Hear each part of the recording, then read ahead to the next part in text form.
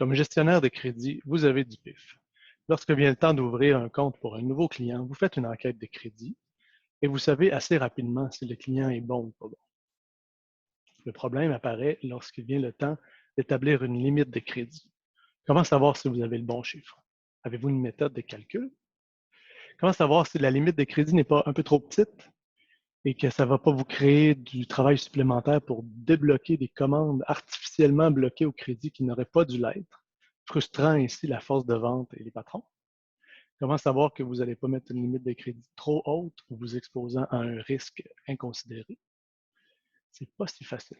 Dans notre service de consultation d'experts en crédit, on s'est rendu compte que plusieurs professionnels de crédit, ils vont un peu au gut feeling. On s'est rendu compte aussi dans mon service de recrutement, en posant des questions dans les entrevues, on voit bien que lorsque je pose la question, comment faites-vous pour établir une limite de crédit? Les gens me répondent, ah, je fais une enquête de crédit. Oui, mais quels sont les critères pour décider de la limite, du montant de la limite? Et là, c'est généralement une question embêtante. Donc, on a décidé d'inclure dans notre cours sur la gestion du risque avancé une série d'équations et de méthodes pour établir une limite de crédit de manière constante, crédible, objective et le plus proche possible d'une approche scientifique.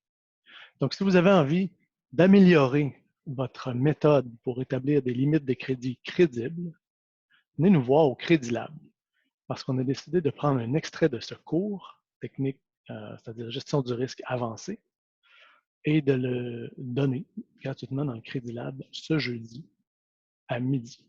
Donc, si vous avez envie de discuter de cette question-là avec vos collègues et avec un expert, c'est une invitation.